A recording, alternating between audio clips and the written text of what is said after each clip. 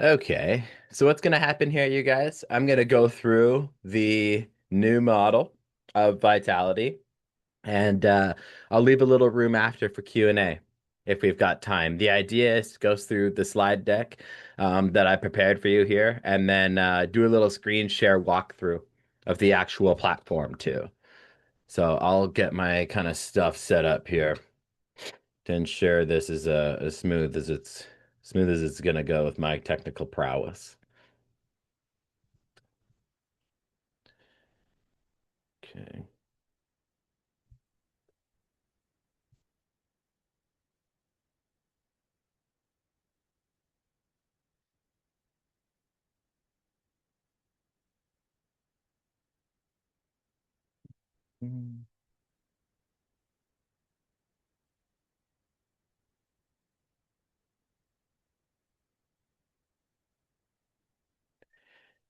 Okay.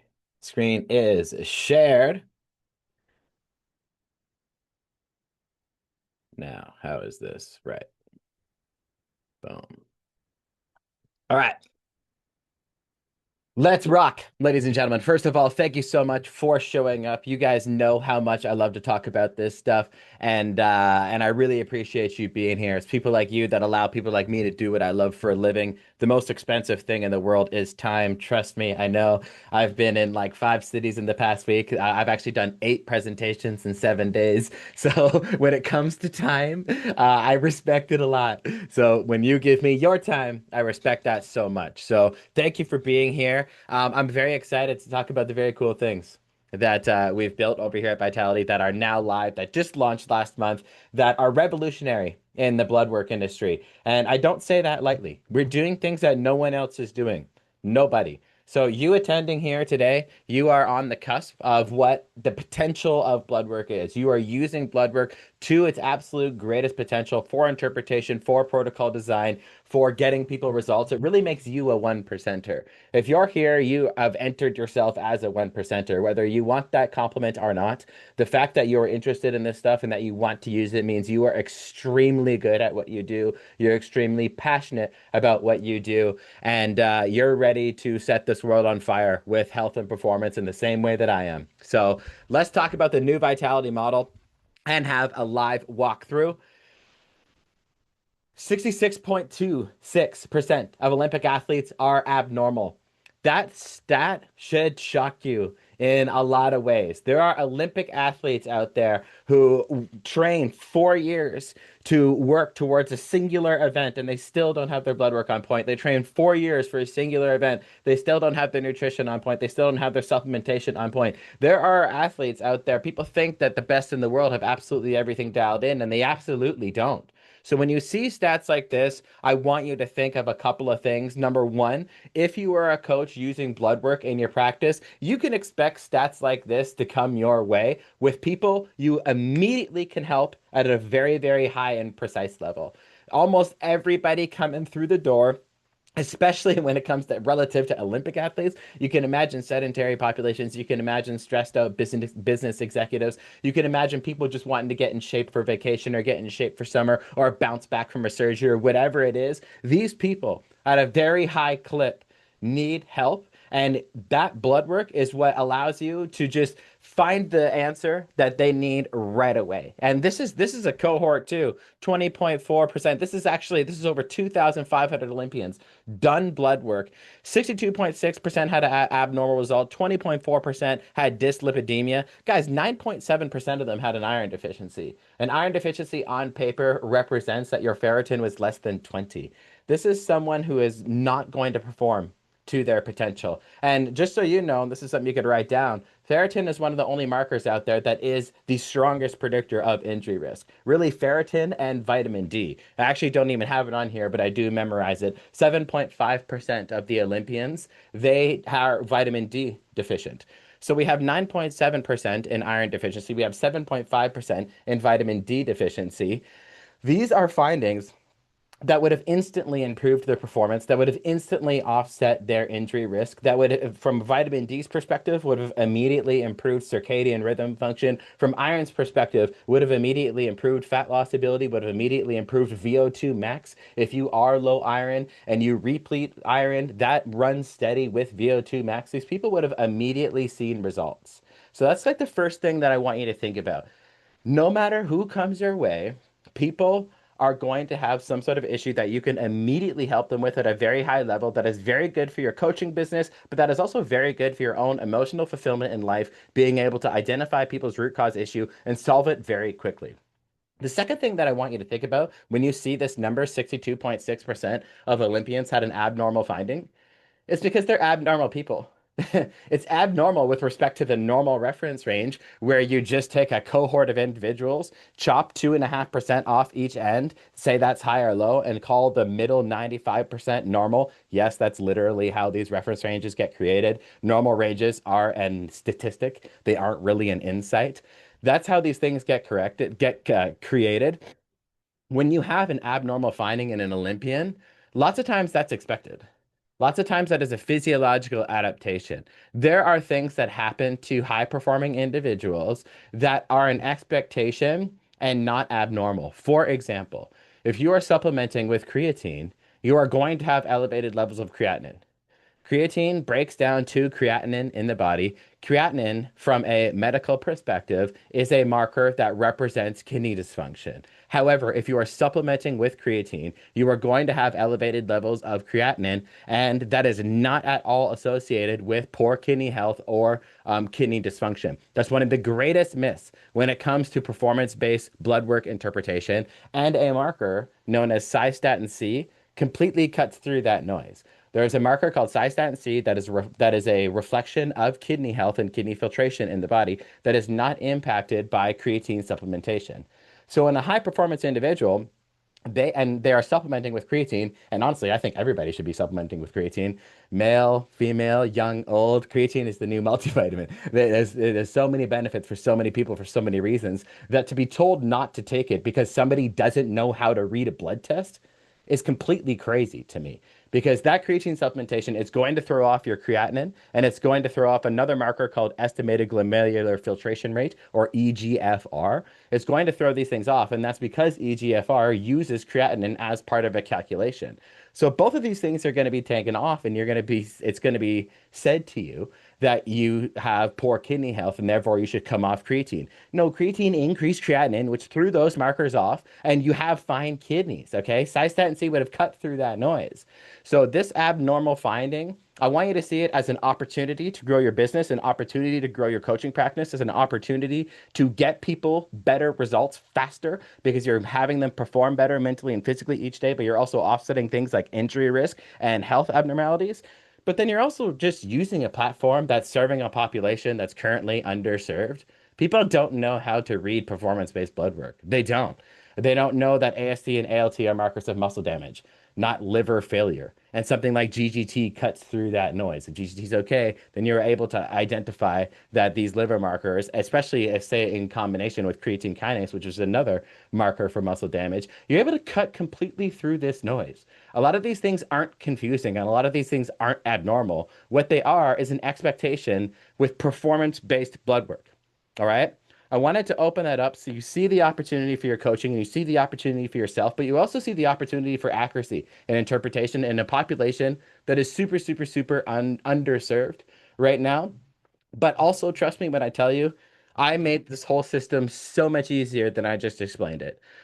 At the end of this presentation, you're going to be able to interpret blood work the same way I am without even knowing what creatinine is, without even knowing what cystatin C is, without even knowing what EGFR is.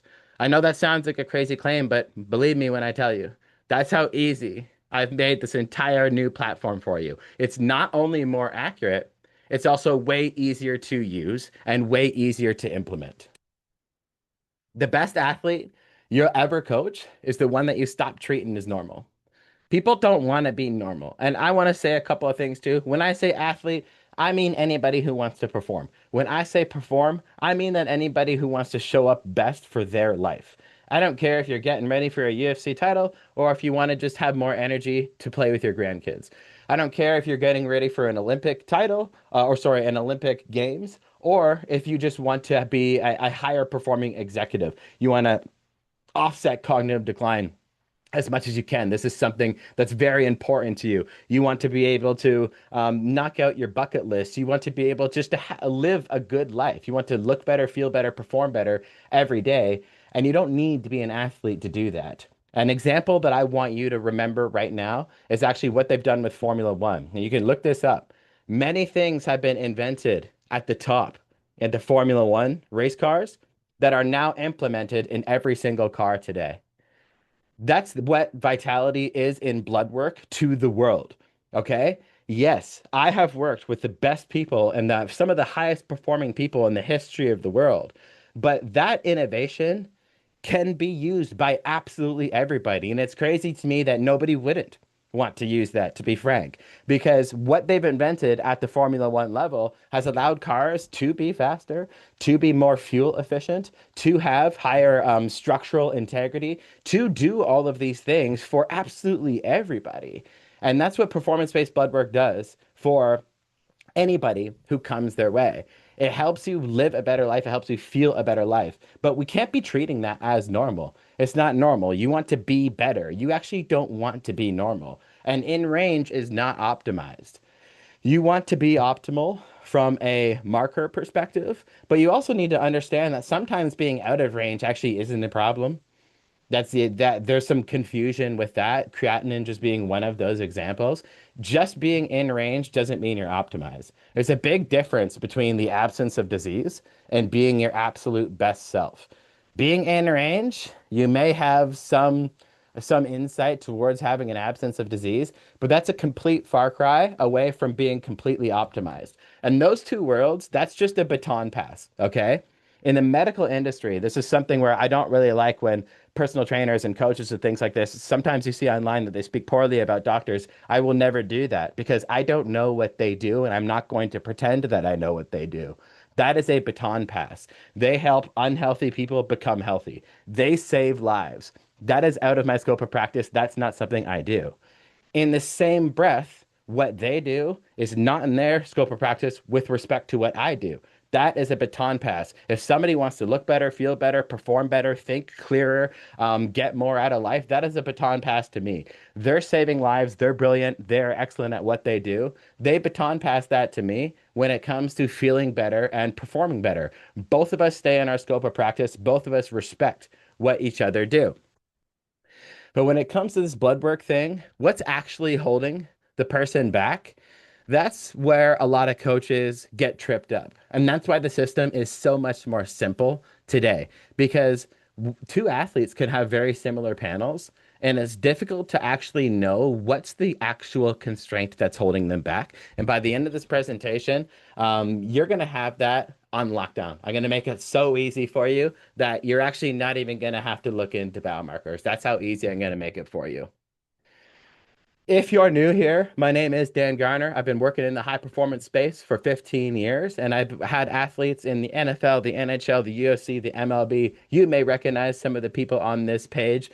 This is the absolute tip of the spear that I've been doing, and the way in which I've been able to get results for this many people across this many disciplines is because I know what a high performance physiology is supposed to look like from the inside out.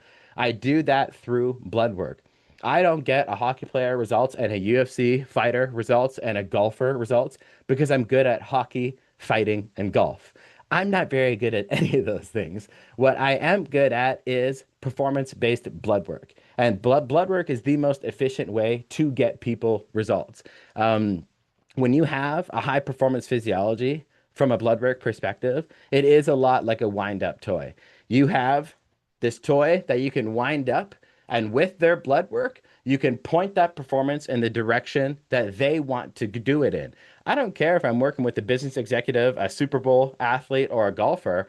I'm doing blood work on them because it's the most efficient way to get results for all of them. And a ton of business executives that I work with, I'm doing the exact same thing. I'm doing the exact same thing for anybody who comes my way, and I'm still doing it today.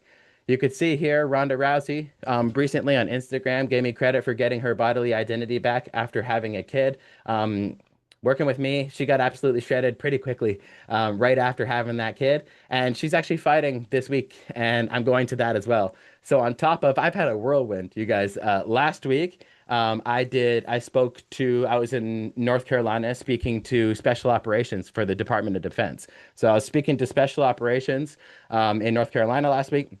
And that was at the Special Operations Medical Association. But then I also actually was invited right on to Fort Bragg. So past security clearance.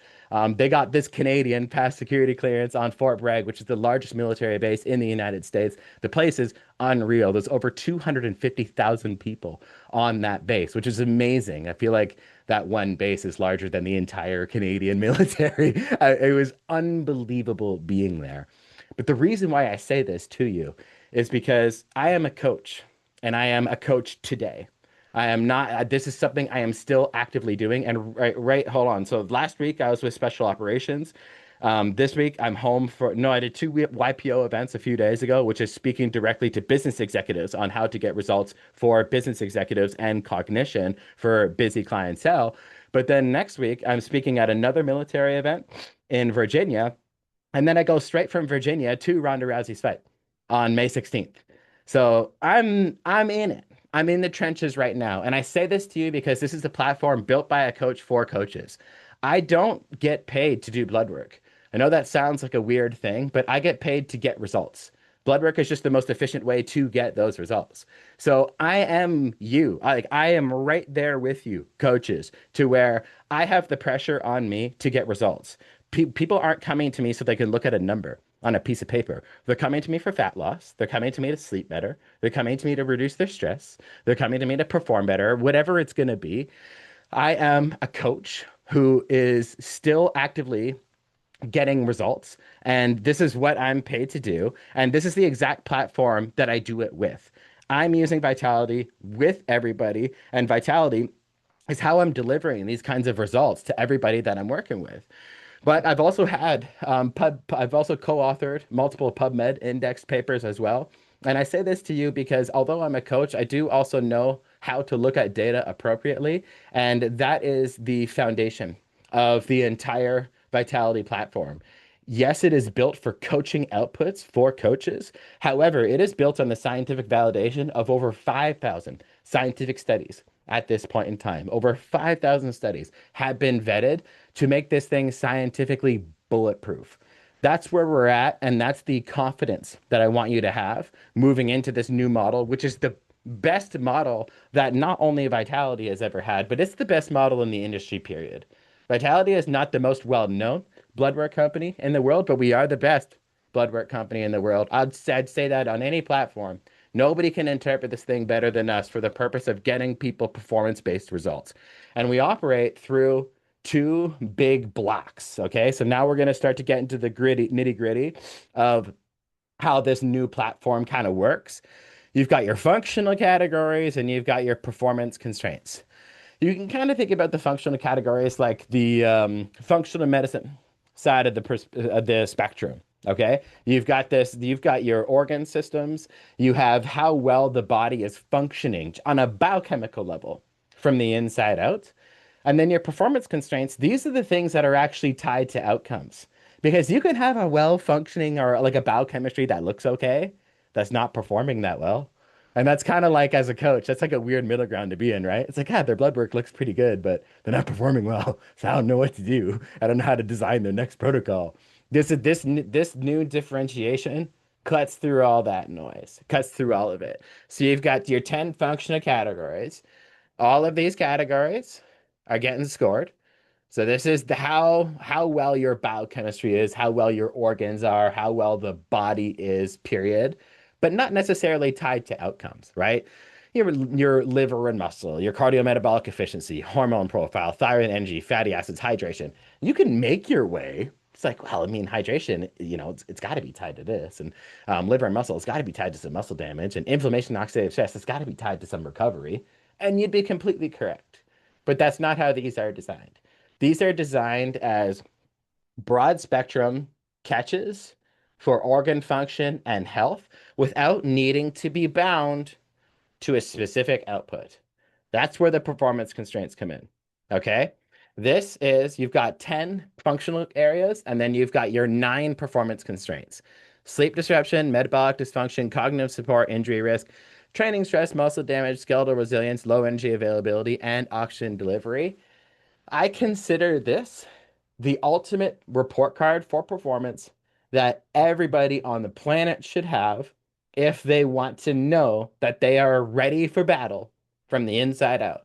Whether that's ready for sport or ready for the battle of life. Okay. If you get greens across the board for all 9 of these, you are a bad dude or a bad chick. You are ready for anything, cognitively or physically, if you can get greens across the board here. But if you're not, then you know what's up. You know what you need to focus on. Now, the cool thing about this is that it's more accurate than ever. Okay? So, single markers, they create a lot of noise. I'm guessing a lot of people here attending this webinar, you've probably had blood work done before, or you've known someone who's done blood work before. All right? I'm not going to poll everybody right now, but I'm sure 100% of the people here are in that category. So single markers can be noisy. From test to test, you might have some markers that increase or decrease a lot, and it doesn't really make a lot of sense. And there's a lot of reasons for that. A couple of the big ones are technical variation and biological variation. Technical variation represents the variation a biomarker has purely due to the technical component of blood. So, how well the phlebotomist handled the sample, what the temperature of the room was in the sampling, how long did the vial sit there before it went through the machine to get processed? What was the machine that actually processed it? This technical variation, let's just say it'll have an increase or decrease in 10% of that biomarker. That is technical variation. And then you have biological variation. Okay. Did you train the day before? Were you on a plane the day before? How hydrated were you at the time of the blood draw? Maybe you were a little bit more stressed out. Maybe you thought your appointment was at 9, but then you actually got your blood drawn at 10. That matters. Circadian timing of blood draws matter a lot. This is like a catch-all for biological variation. So then you get these two things, technical variation and biological variation, that make markers pretty noisy, but they definitely make acute markers noisy. They don't make the chronic markers. Let's say like blood glucose represents your blood sugar at the time of draw right then and there. But then hemoglobin A1C is a representation of blood sugar over the past 3 to 4 months. Your chronic markers are going to be a little less noisy than your acute markers, but both of them have noise. But the acute markers have a lot of noise. So when you try to read acute markers one off, you're in a really noisy land of difficult interpretation. The way in which to dramatically increase the accuracy of your interpretation is to turn those single markers into cluster modeling. Okay? Cluster modeling represents clusters of markers within known thresholds. For example, let's say C-reactive protein at less than 1, C-reactive protein at less than 2, C-reactive protein less than 3, C-reactive protein greater than 3. So, single markers at known thresholds, but then all of them clustered together to dramatically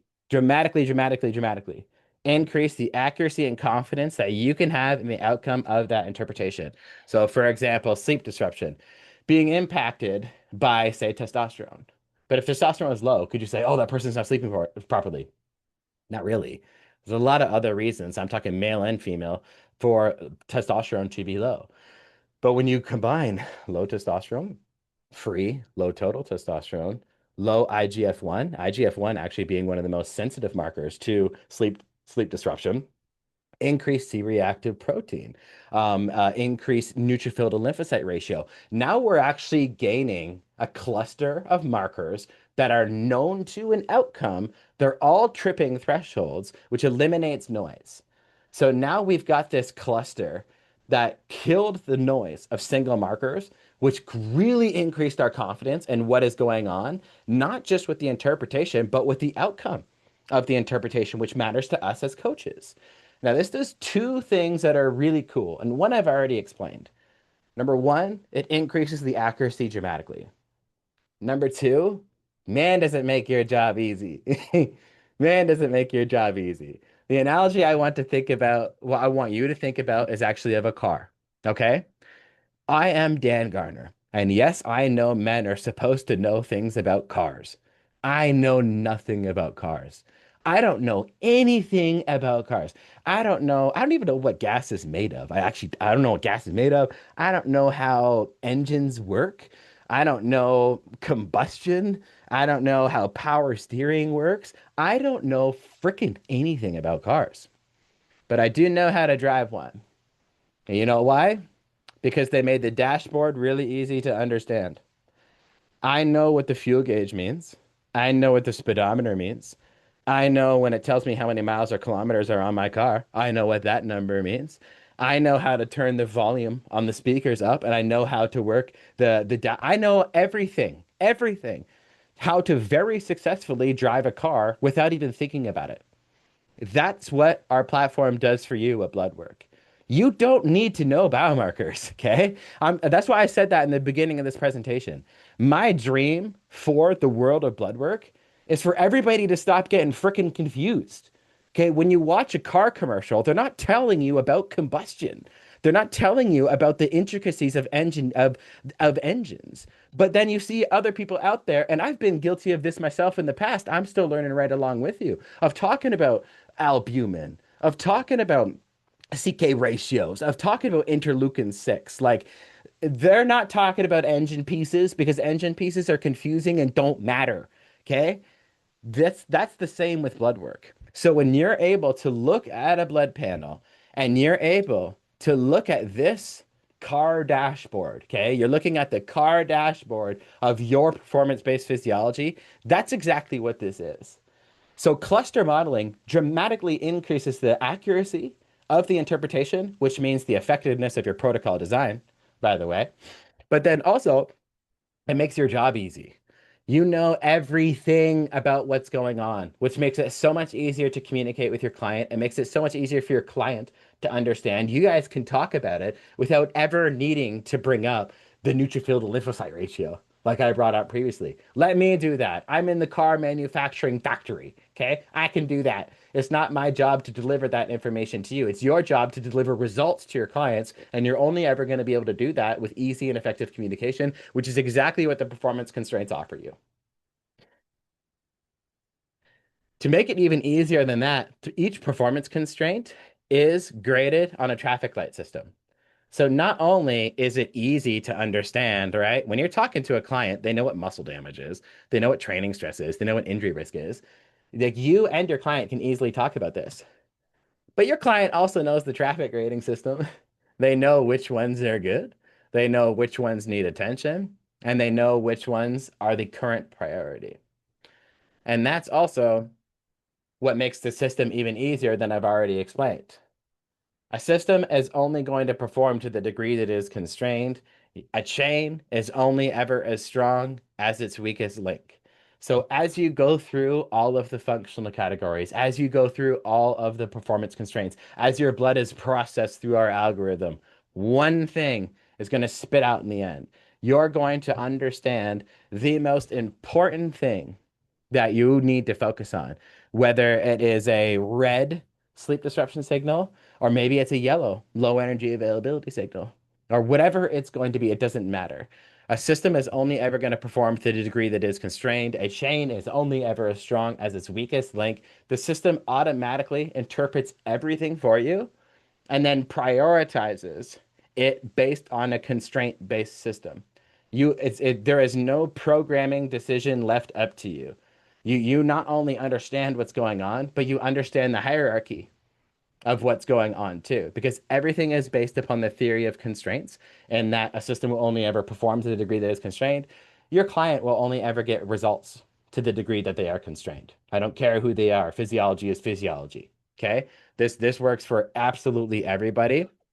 And this algorithm is assessing everything at once and then giving you that primary constraint that you need to focus on. And this is really the story that no lab will ever tell you. You'll never hear this when you look at a lab from someone else. You're never going to get the easy dashboard to look at. You're never going to get the traffic system to look at. You're also not going to get it tied to both functional organ system outcomes, but actually, or functional organ system status would be a more accurate thing for me to say. But then performance outcomes. You won't be getting that either. Like oxygen delivery, tying that directly to endurance performance. Like you're not getting these things in other places, let alone in the simplicity that they are right now. And this actually operates on a continuum. So we'll dive again a little bit more into the complicated end of things, but just so I can back up and show you how simple it is. All right. There is a performance constraint on the platform that is called low energy availability. Okay. It's essentially the idea that you are not consuming enough calories to suffice for the training volume that you are currently going through. Now, sometimes that's just a state of fat loss, right? But in the scientific literature, there is a difference between low energy availability and problematic low energy availability.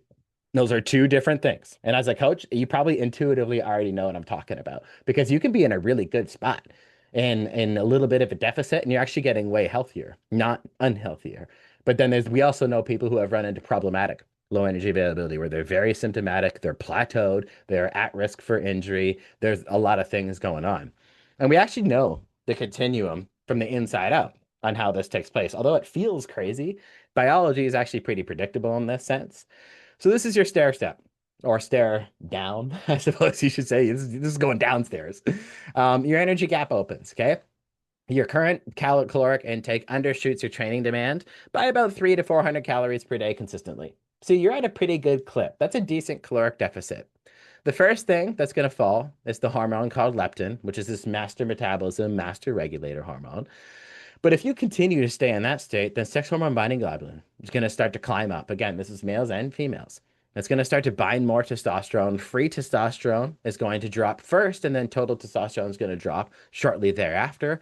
But then if you stayed in this state for too long and you keep going, keep going, keep going, we're going to now start to get into problematic low energy availability where your thyroid starts to slow down. So total T3, which is the active thyroid hormone, free T3 fall, and this is when your metabolic floor. This actually starts to reset downward. Resting metabolic rate, basal metabolic rate, whatever metric you're using.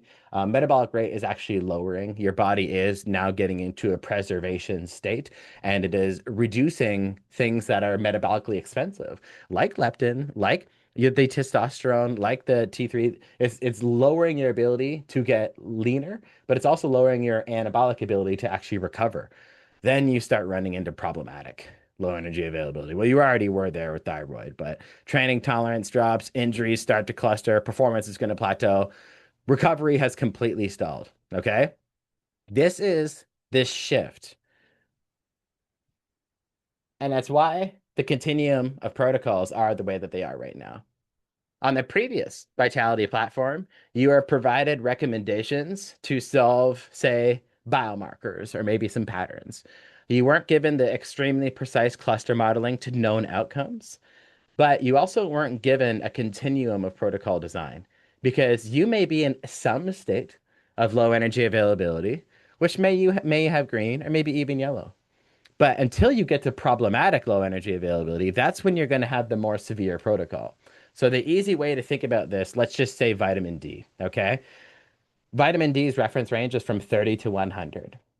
If somebody's vitamin D was at 29.9, a, no, a mathematical system is going to flag them as deficient and give them a vitamin D recommendation. But you as a coach, would you give someone the same vitamin D dose if they were at 29.9 or if they were at 1? You're going to be a lot more aggressive with vitamin D repletion if somebody is at 1 compared to 29.9. Those are two completely different physiologic states. But in a normal algorithm, in a deterministic mathematical system, they might just receive the same get more vitamin D in recommendation. The new vitality model does not have that. The new vitality model does cluster modeling for accuracy, but then based on where you fell within that cluster model, you are given a traffic light grading of green, yellow, or red, and your protocol follows suit. So you are either given a green, very light, or maybe even nothing protocol, keep up the good work, or the yellow protocol, which is this deserves your attention. So let's get some recommendations in here, or red, which is stop everything. We need to focus on this immediately. Now, I don't know about you, but that's actually how I operate as a coach. If something is going to demand a lot of attention from me, I'm going to go hard on it. I am going to go hard on it because I have the scientific validity to go hard on it. I have the context justification to go hard on it. I'm going to go hard on that thing. So this dashboard, it's like this beautiful new approach to coaching where you can see everything that's going on. You are given an interpretation grading on traffic so you know where they're at, but then you're given a protocol severity output based on where they're at too. This is really good because you can interpret it better, but you also just get results for people faster. And nothing is going to increase your reputation in this industry. Nothing's going to increase your own emotional fulfillment in this game than getting people results faster in a way that you know is scientifically validated and justified. Cool thing with this too is it actually differentiates. So this is the first model that's able to differentiate where the allostatic load is being applied. Where is the stress coming from in this physiology? Let's say someone has low testosterone. Okay, let's just stay with that example. Is it coming from low energy availability? Or is it coming from sleep disruption signal? Or is it coming from the training stress signal? Or is it coming from metabolic dysfunction? Right? Because you can be overweight and have low testosterone, or you could have poor sleep and have low testosterone, or you could be undereating and have low testosterone, or you could be overtraining and have low testosterone. These are all things, right? So same marker, different meaning. But our system actually is sensitive enough to detect exactly where that's coming from. So an example that I wanted to put on the board for you was actually here. You see, female endurance runner, 12-week pre-marathon, training loads starting to climb, weight is trending down, menstrual cycle starting to get irregular, and fatigues on runs that used to be easier for her. Well, she's flagging for triglycerides, total testosterone, IGF-1. Then you have this male strength athlete, 8 weeks into a heavy block, lifting volume spiked, his sleep got cut to 6 hours by travel, caloric intake was steady, mood and motivation starting to get lower. But on paper, triglycerides, total testosterone, IGF-1 are low. So when you look at these two people, if you have this basic non-performance specific algorithm that does not anchor into certain things and have certain gated effects that ensure that, okay, if this is happening, then that's not the issue. If this is happening, then that's not the issue. If an algorithm doesn't actually have that many protections in the back of the scene, then it's just going to give you the same nonsense. Like, guys, like how many platforms have you been through where, okay, triglycerides were high, have berberine. Total testosterone was high, have tonka ali. IGF-1 was, sorry, total testosterone was low, have tonka ali. IGF-1 was low, have colostrum, bovine, because that increases IGF-1. Yeah, wink, wink. Um, there's like this silly recipe book approach to this type of thing without any context. It is a one-to-one biomarker without actually considering the person. So this is sensitive enough because of the anchors, right? And I'll just tell you, I think I have this in the next slide, but if testosterone and IGF-1 are low, but it's not flagged alongside these other anchor markers in LEA, then it's not LEA. So we're confident in this. And this is why you see here, and then also especially with the C-reactive protein and neutrophil to lymphocyte ratio, that we know that this is flagged due to sleep disruption, not to mention that that's also what he said in his questionnaire, which matters in our interpretation. We don't just interpret the blood, we interpret what's going on in the questionnaire. So these performance constraints, there are 9 of them, but they are built to either cancel each other out and prioritize and create a hierarchy between each other when you know what's happening. So another easy example. Let's say you're in red zone low energy availability, but then you also flagged for the injury risk signal. Okay, well, your injury risk signal flags because you're in low energy availability. So we need to focus on low energy availability, and we're not going to over prioritize this because this is actually the whole root cause problem to this. That's how the theory of constraints work. That's how actual root cause analysis works at the software level and at the coaching level. That's how all this stuff works. So you get the same markers, but you get completely different protocols, right? The markers look different and the anchors decide. And I'm getting way too excited, and so I got ahead of myself. But the context graded gated scoring is what I'm talking about here. Total T and IGF-1, they're only counting toward LEA if your anchor markers are also flagging. But if they're not, then the context is what matters. And the cool thing about the performance constraints, you guys, is you've got nine of them, right? Your oxygen delivery, low energy availability, your sleep disruption, your training stress. A cool thing about understanding systems biology is that it allows you to coach a person and not coach a biomarker. Okay. So a good example that I want you to think about, again, let's just stick with testosterone. I guess I'm Mr. Testosterone today, but let's say you had low testosterone as a biomarker. Well, another platform might just say take Tomcat Ali. But if we know your low testosterone is from low energy availability, then we'll tell you to increase your calories, not have Tonkat Ali. Tonkat Ali is not going to do anything for you unless you fix your state of low energy availability. So when you have a cluster of markers, yes, it increases the accuracy of your interpretation. Yes, it increases the easiness at which you're able to use the platform. But now you're able to actually do things that increase your ability to coach the person and not the marker. You're able to actually introduce lifestyle and nutrition recommendations to improve the system of someone instead of try to tackle it on a recipe book one-to-one biomarker level. It makes the whole thing way more effective. The whole thing way more effective. We coach people. We don't coach markers. We coach people. And this is what actually allows you to do that at scale. You do that at scale, which is so much better for your business. It's so much scientifically more valid for your business too. Like, yeah, this thing, I wasn't kidding when I was telling you guys no one else is doing this stuff. This is it. This is blood work at 10 out of 10. This is blood work at full blast right now because you're getting two athletes and two different protocols, even though they had the same panel. Like, that's the kind of confidence that you got right now. And on top of that, those athletes were graded on their sleep disruption in that example. And they're graded on their low energy availability, which made it just a freaking easy button for you. I could talk about the complexities of this all day. I've spent freaking months and months and months and months and months building this thing. Months, well, years as Vitality as a whole. But these performance constraints have been like another year of my life, just in my basement, going insane. How the heck do you make this thing this sensitive and this useful? We could, that's why we got Q&A. I'm happy to talk about anything you guys want, but it's freaking easy. It's so easy to use. It's never been easier and it's never been more accurate. So let me actually just open up the maybe I won't. There we go. Boom. Okay. So getting into this actual walkthrough.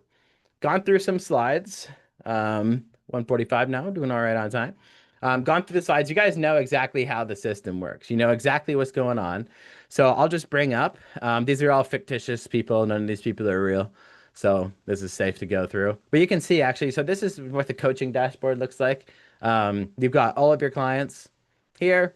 You've got whether or not you gave them access. So what this means is like, are you going to allow your clients to see their blood work results, see their dashboard, see that? Some people like to give their clients access to the dashboard so that it reduces Q&A. The client's able to go through the dashboard and get all the answers to things themselves. But then other people, they don't. They want to white label the whole process and they want to be the ones in charge of the protocol design. And honestly, both options are great. Both options are great. But you get all of your people here. You get whether or not they have access. You get their total vitality score. You get what are their primary constraints. So like metabolic function, key markers. This guy, sleep disruption signal, cognitive support. It's all traffic. Be able to see exactly where everyone's at, so it's nice and easy. What their performance goal was, what plan they're on, and where they're at in their whole status. So this is basically your assistant in a platform. It's like your administrative assistant handling everything right here. This is also just where you would order more blood work or add a new client. Very, very simple. We've got, guys, go to the, if you ever want any tutorials or anything, we have the Vitality Coaches Collective, which is a circle group where I'm in there answering questions. Marilyn's in there answering questions. There's tons of to-dos and tutorials. And I do monthly calls. I do monthly Q&As. I do monthly presentations on blood work interpretation. That's where I do get a little bit more nitty-gritty into the science, but make sure you check out the Coaches Collective if you haven't already. It's crazy amount of value in there. But this is where we're at in terms of the client. Okay.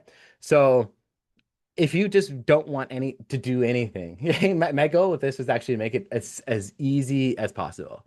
This is like your home base right here.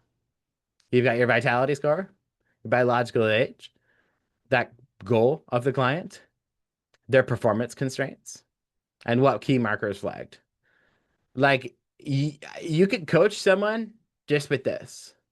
That's it. Now you can go into everything else and get crazy with everything else. And just we also ingest wearables now. Let's see. Yeah. So this guy's got you can ingest somebody's wearable. So connect their wearable data to their blood work results. Do any kind of modeling that you want to there. But you're able to see anybody's wearable, anything. But here you got your performance goal, which our system interprets in correspondence to. But then also you've got their constraints. So you've got this metabolic, this guy, one of his primary performance constraints was the metabolic function. You click on here, what is metabolic function? Fully explained. And then check this out. So this is something I should have mentioned that I'm really proud of. Every single performance constraint, you can click here, has a white paper written by our science team, Dr. Ben House, Dr. Anna Galpin, myself, Dr. Vince Kripke, and Dr. Tommy Wood. So we have a white paper, an internal white, well, I guess external, used to be internal, white paper on every single performance constraint that we have that explains exactly what it is, the markers that are involved for males and females. Sometimes it's the same, sometimes it's different. Experience physiological effects, the physiology deep dive. What does it mean to be in the green zone? What does it mean to be in the yellow zone? And what does it mean to be in the red zone? And then every single reference we went through in the development of that score. Okay, so this is available. Guys, if you know what you're looking at, these white papers are worth thousands of dollars. They're worth a freaking career. And I could have kept these all internal. And I don't think anyone would have blamed me for it. They would have said, that's proprietary, that's crazy. You guys, that is a crazy science team putting this together. You guys have access to it. You have access to nine of them. Actually, they are there for every single performance constraint. So a big part of like scientific integrity, a big part of doing this thing, what I thought is the right way is to put it all out there. Hey, you guys know what research we're using, you know what data we're using, and that is to create maximum confidence that you know that we're doing everything right here, and that your client will also know that you're doing everything right with what you do too, because you can send them freaking white papers on the decisions that you're making. There's so much power and behavior change with that. When you can send a client white papers on things you do, the amount of adherence problems you run into, they disappear a lot. Because it's like, holy, he made a recommendation. There's 90 references here. Like that's like the adherence problem shrinks a lot when things like that happen. But you can click on your performance constraint. You get the full explanation of everything on it. You get the related biomarkers, where you were, and where you were and where you should have been, relative to the score. What was good, what wasn't, and then the recommendations in order to solve it. And you see, this is where things that are really cool come into play, like exercise snacks. This is just carbohydrates around training. You're able to get way more specific instead of one-to-one biomarkers. And that's where I mean like coaching the person and not just coaching the marker. But you're getting lifestyle, nutrition, and supplement recommendations for metabolic. Same thing with sleep disruption signal, right? And based on the scientific evidence and where someone is at, sometimes you get more than just a traffic light, okay? So this is not a output error, okay? Red, yellow, green, dark green. Because sometimes based on the amount of literature that we have, you're able to actually create more categories where you have known stop points for things. Like for example, low energy availability actually has an orange on the way down. It doesn't just go from yellow to red. We have a yellow, orange, red. And that's because there's scientific reasons for that. Where applicable, you want to be as accurate as possible. And sometimes that involves adding an additional color. Okay. But we're on sleep disruption now. You get the potential performance impact. So you're able to connect to the client's symptoms too. These things too, which really help drive behavior change conversations. And of course, your related biomarkers and the recommendations associated to it. So this is like your home base right here. The top constraints, what traffic light they're at, all of the recommendations, all of the biomarkers, all of the white papers, all of this is right here. You're also able to get that wearable data, of course, too, when their next blood draw is, keeping things very simple. I'm not going to dive much into the administrative side here because that's all in the coaches collective. I want to point out as well that when you go, and I'll have to back through here some of this stuff, but like I want you to see that all of this is taken into consideration for the interpretation as well. So like where their energy, stress, cognition, sleep, right? So sleep actually being a primary thing that flagged between low energy availability and sleep disruption signal. We're taking intake from the questionnaire as much as we are the blood too, because objective and subjective, I mean objective markers, but then subjective experience of life. Those are important as a coach. You need to have both of those things taken with respect to interpretation. But all this information, if they're on treatments and therapies like testosterone, like GLP-1s, like blood thinners, this stuff is taken into consideration for the interpretation, what sport they're in, their current training status, their nutrition, what type of diet are on, where they're at with all of that, all of the nutrition habits. Just kind of pointing out here that the lifestyle as well, that's all taken into consideration for the interpretation on top of the two blocks of your functional categories and your performance constraints. Getting into the PAs, you can also, of course, view all constraints and see where everything's at. So just because you're green, it doesn't mean we don't serve you the information. This is just where this particular client was flagged red for metabolic syndrome and sleep disruption. And those are like brother, sister. They flag together all the time all the time. That those two always go together. Then you get skeletal resilience and the other things here too. So you can go through all of the information on all of them. You don't. We just serve you this because these are your focus areas here, but you can go through any of them at anything you want. For even deeper dives, you can go on here and you can see for those of you on the classic system, this might look a little different because on the new system, they're just blocked. Previously, it was in different functional areas, but then also graded differently. Now we're just going with outer range, normal, and performance based. This is what all of the markers looked like collectively.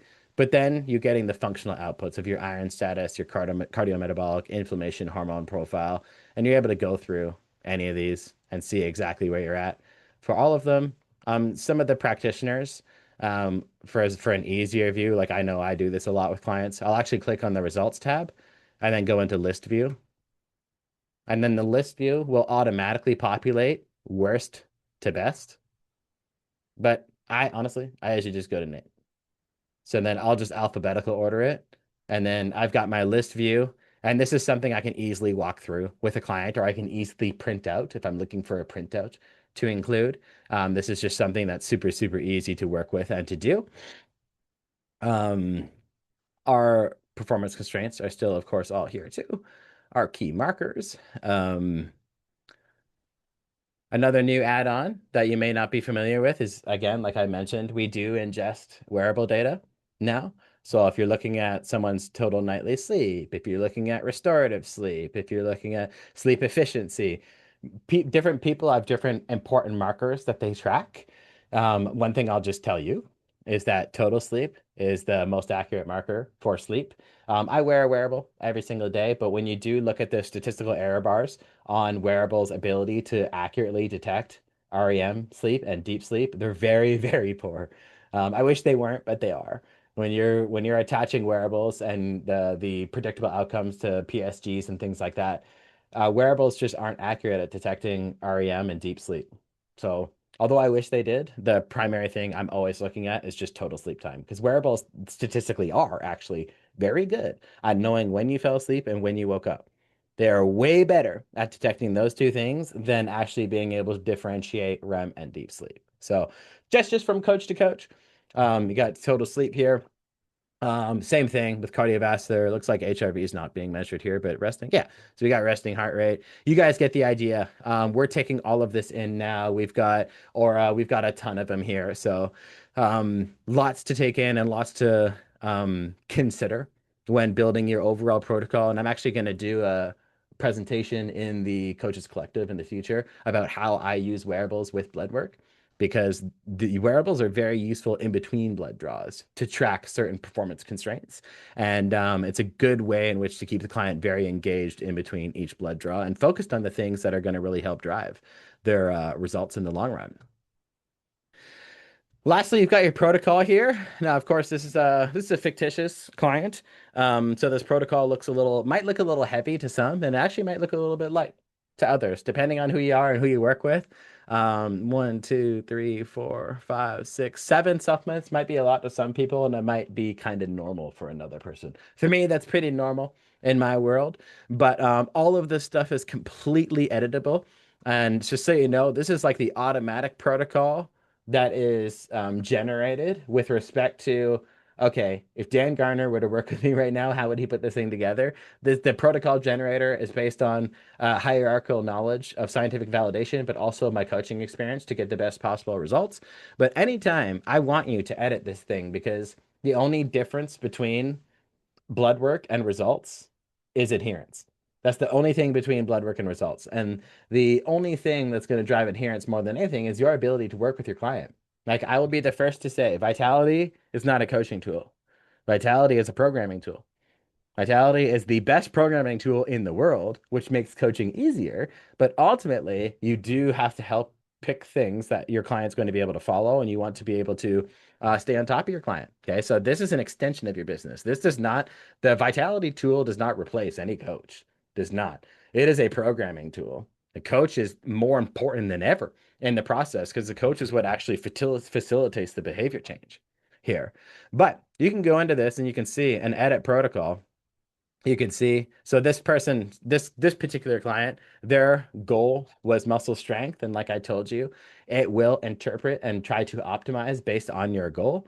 So for muscle strength, we do want these markers optimized, but you can also change your goal. Muscle strength, joint health, cognition, overall performance, speed and power, endurance, muscle size, fat loss. You could, what goal you pick will tailor the interpretation even further for you. But this is the protocol. So I'm going in, I'm selecting my goal to edit this protocol with.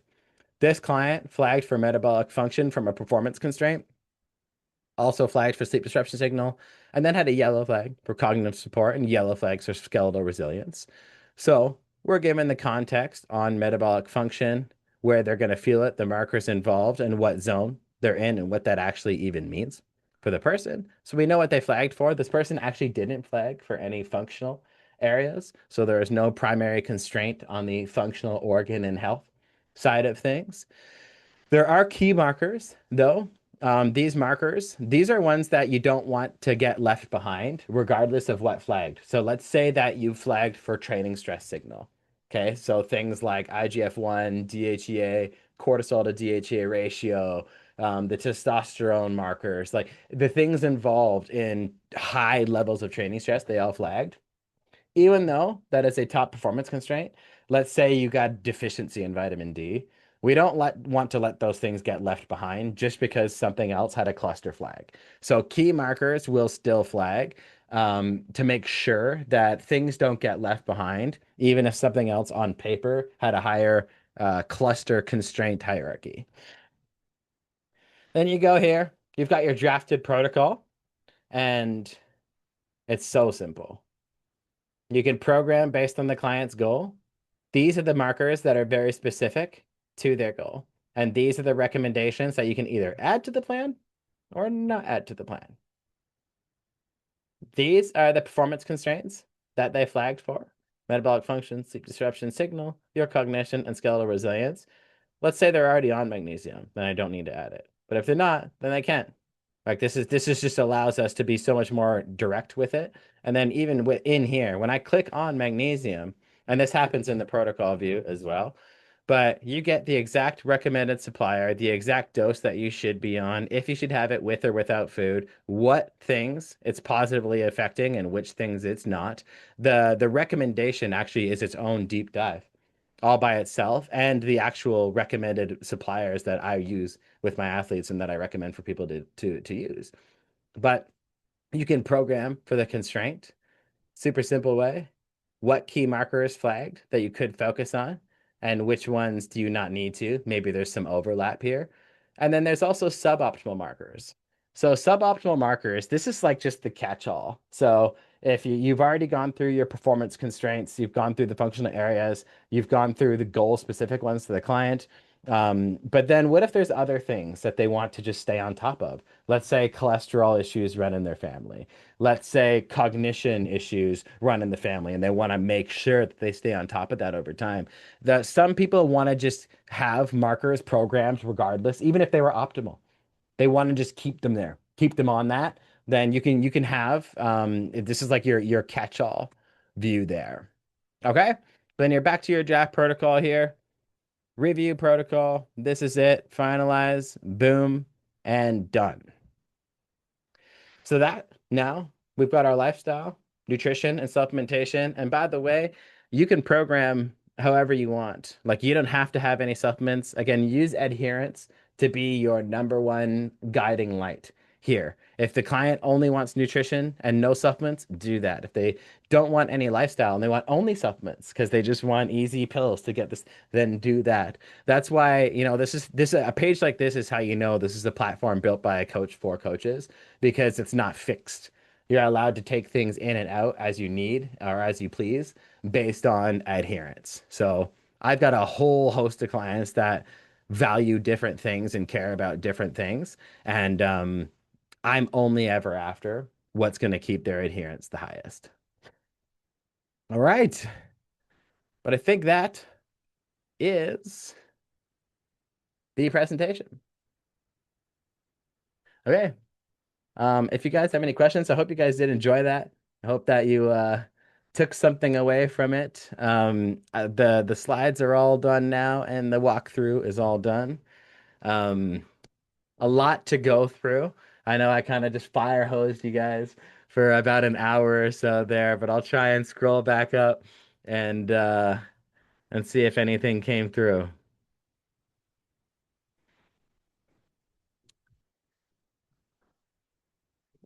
Rohan, how do we differentiate an athlete falling sick versus an athlete training normally to interpret neutrophil to lymphocyte ratio? It wouldn't matter, Rohan. Great question. So I don't want to sound like whatever too blunt here, but it won't matter because it's cluster analyzed. So if neutrophil to lymphocyte ratio was the only thing to flag, then it won't flag. So then you just like it's going to get filtered out because it won't have the cluster attached to it. So I would never worry about that. Carolyn, probably a silly question, but where do I find these updates to the portal? Log in. Any new blood work will now have these new updates automatically. If you got like a blood work from a while ago, then these updates won't be in there. It's any new blood moving forward. David DeMarco. Oh, otter plant. I don't know. Susie. How young can an athlete be to use the program? So how young can an athlete be? They could be young. So you've got to be 18 and this is probably the answer that I shouldn't give, but this is the answer I'm going to give. Um, you're supposed to be 18 and over to do blood work anywhere. Okay. But I've worked with a ton of teenage athletes across my career. Parents want me to work with them because they're performing well at a young level and they want to make sure their blood is good. So you actually can get your blood work done so long as a guardian signs off on it. So like a 16-year-old can't just go do this by themselves. But if they have a guardian signed off on it, then they can do it. But someone should be closely monitoring the whole process because that is a young age. Um, Ela Hunter, what frequency of blood work do you recommend to clients? Frequency of blood work do I recommend to clients? Ah, man, so it depends upon what they want to do. once per year is better than nothing. So honestly, if they don't like ever want to do it, once per year is still extremely beneficial.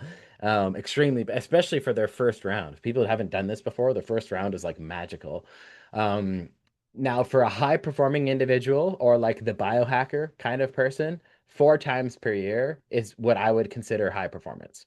4 times per year, like for example, who I work, Sean O'Malley, I have him draw blood 4 times a year. So we're doing it once every 3 months, no matter what. That's very high performance. Most people fall neatly in the middle at twice per year. Okay. So where once per year is better than nothing and 4 times per year is very high performance, twice per year, once every 6 months, is a really good balance between performance optimization and preventative health. So hanging in that twice per year spot's a sweet spot for most people because they don't want to get their blood drawn all the time. They might get a little bit inconvenienced by it, but like what's considered optimal is 4 times, but most people twice per year is plenty. It's plenty. Twice per year is awesome. I have tons of my people doing that. Carolyn, where do you find the Coaches Collective? Marilyn, thank you. You've got that covered. Um, Ela Hunter, what's the difference between the report clients get and the results available to coaches? It's actually the exact same. But as a coach, you're able to highlight whether or not that client gets given their own login access to the results or not. So it's identical, but it's up to you. You have the authority to control how your coaching process works. Carl Schmidt, as a CTO, this is super impressive. Awesome. Thank you. As a CTO, you can probably respect how hard it was to work with me and how my brain is like, what about this? What about this? What about this? What about this? So yeah, it is impressive. I really appreciate that. Thank you. It's so much work has gone into this. Amy Locklear, is the new dashboard for new clients, or will clients with the protocol already get the new info? Only new bloodwork gets the new protocol, to avoid the mass confusion that would have taken place and people being interrupted in their current process. Chad Demchick, I am a new vitality coach. When I go through the results with them, I'm just reading off of what it says. They could do the same. How do I differentiate myself as a coach other than keeping them accountable, possibly through a done protocol? Well, first of all, you can keep the results from them. But secondly, your job is the implementation. So like we're not designing the training program. We're not designing the meal plan. The even the supplement protocol, like you can put it into your own table and add many things on top of that. We're not doing the lifestyle and behavior. Like we're one pie chart of your process. We're a very important piece of that pie chart, but we're only one piece of it. Like blood work is only a sliver of what's happening here. And to be frank, like it is good to read what we say, because you're attaching yourself to a lot of scientific validation. You're attaching yourself to a lot of authority. Like if like I think that that's not a bad thing at all. Let alone the fact that like we're the programming component of it, but you're the implementation part of it. Like that's more important. It's more important. SM integrated with Whoop now? Not yet. We're waiting on them. They aren't waiting on us. We're waiting for integration instructions and fulfillment from them. But that's really it. But we're integrated with everyone else. If we signed up months ago, when will our system update? It looks like a new plan. The new plans are what update. Loving the new stuff in the white papers, lots of context. That's wonderful. Awesome. Love that you love it. Let's say they take HCG and their LH and FSH is low on test. They fill out medications they take, of course, but wouldn't I need to know a base knowledge of what markers are affected by medications? The system does that for you. I mean, having a base knowledge is never a bad thing. I'm not going to say that's not a bad thing, but the system does do that for you. The system will say, hey, this medication impacts these markers. So it gets flagged on the system right there for you. So you'll be aware when that takes place that there is a flag. Sandro, amazing, Dan. Excited to see the new platform. Question. Previously, coach was not able to see the symptoms that the clients marked in the questionnaire, brittle nails, foggy mind. Would we be able to see them now? You should be able to see them now because they're going to flag alongside certain PCs and functional areas. So I would say yes. I would certainly say yes, especially since it's also in the questionnaire too. McKenna, is there a Whoop integration coming soon? I hope. We've been waiting on them for weeks. Weeks. Sherry, can I get all the metric details as a non-coach? Um, yeah, yeah, for sure. There's no barrier to getting the metrics inbound, as far as like any of that stuff. Ben Zollinger, our work site has a clinic with a RN. Could she sign up as a coach? 165 employees. Bloodwork is zero cost employees. Absolutely. Yeah, for sure. Reach out to us. She could easily get a coach account and service bloodwork to all of you guys.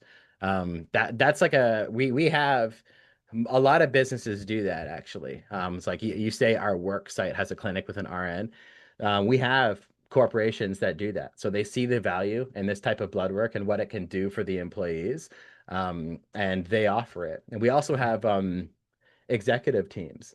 So like there's some like executive staff boards where like anyone who's an executive gets blood work 4 times per year as part of being an executive for a business or whatever. So what you're saying is a profile that we're very familiar with. So absolutely, have them reach out to us and apply as a B2B coach or just as a coach on the website, and we'll be able to easily set that up.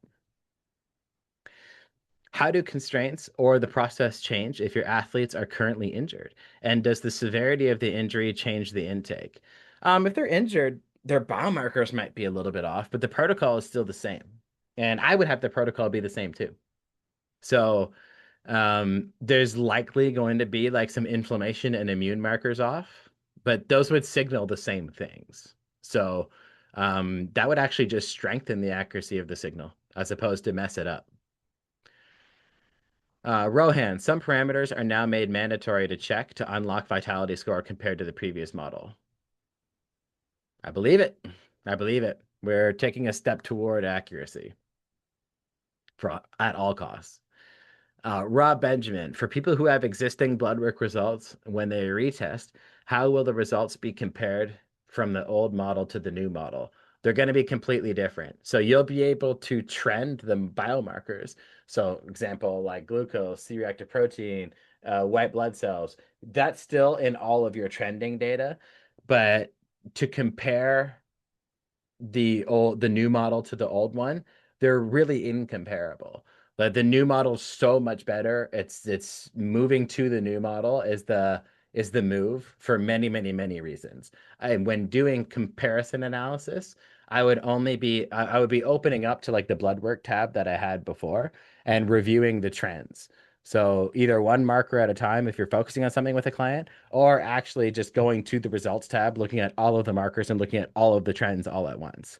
That's what I would be doing on a marker to marker basis because you're not going to be able to map like a performance constraint to an old functional area. The performance constraints are just simply better and more accurate now. Is it still 2 weeks to get results back? It should be down. It should be down to about a week. They're usually 5 to 7 business days now, actually. Unless sometimes Omega 3 takes longer. If you get an elite plan, sometimes Omega 3 can take longer, but that's out of our hands. When the results hit our platform, you get your interpretation in a flash, but it's just Quest. Sometimes will take a little bit longer with some markers, but I think the average is 5 to 7 days now, business days. I'd like to share this webinar with our corporate well-being manager. Will this recording be available? Yes. Yes, it will. Share away. Please share. Please share. And anybody, please tag on Instagram. Do anything you can. Let's spread the word here. We put a lot of work into this thing. I know it can help so many people. I missed which type of wearable you integrated with. Pretty much everybody except Whoop at this point. Thomas, Sandro symptoms are, yeah. See, I thought so. Thank you, Thomas. Rob Benjamin, we've also been waiting over a month for Whoop. Yeah. Will there be an absolute rest integration? What's up, Dan? Hey, Lance, my man, what's going on? You'd think there'd be an absolute rest integration. I think we have it, but you'd think so, right? Rogello, Most of my clients come to me with blood work they've done already. Would I be able to throw their past current blood work into the coaching, or do they have to do no, you can no, so that's what the manual upload feature is for. So you've got, your standard or your elites that you can get right through us, or we have an upload feature where whatever blood work they currently have, you would upload it into our software, and our software will interpret whatever you have to upload. So that there's no barrier there. There's sometimes limitations because if they don't have enough markers, you might not be able to unlock all of the performance constraints because it may demand 5 markers and you may only have 3 or whatever it's the case. So there's usually limitations due to the breadth of the panel, but we'll interpret anything you got. Just use the upload feature. Did Marilyn get her vitality hat yet? No, she did not. She did not. I'll bring a vitality hat to her in July, which is still a couple of months away, unless we mail it to her. But I think okay, let's all just stop worrying about Marilyn's hat. Okay. Antonio, if an athlete's having surgery because of an injury and they want to use vitality for better recovery, should the draw be done before the surgery or after the surgery? And given the answer, how many weeks prior to the surgery or how many weeks after the surgery? I would do it before the surgery and 2 weeks before the surgery.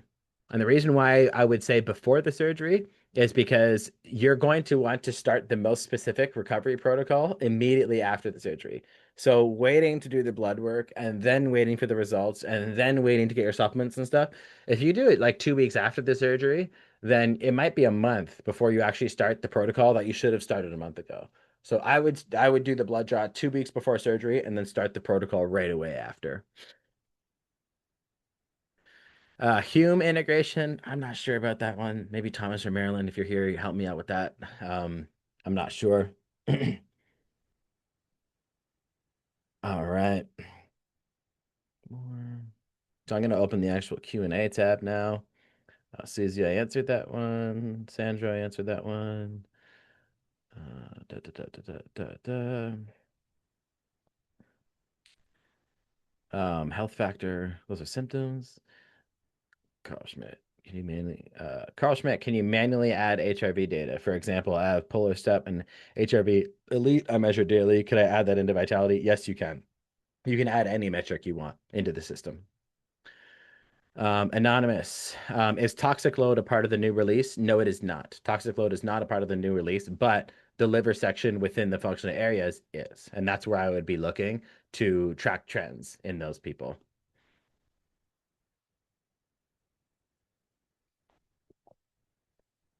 All right. That's all the questions in the Q&A section, and that's all the questions in the chat. You guys are amazing. Thank you again so much for hanging out with me. I love the new platform. I could not be more proud of this thing. I hope you guys love it too. Please reach out to us at any time if you ever have any questions. We're always here to help you. Please join the Coaches Collective. I'm telling you, the value there is completely insane, and it's completely free for you to join. All right. I'll see you guys around. Have an amazing day.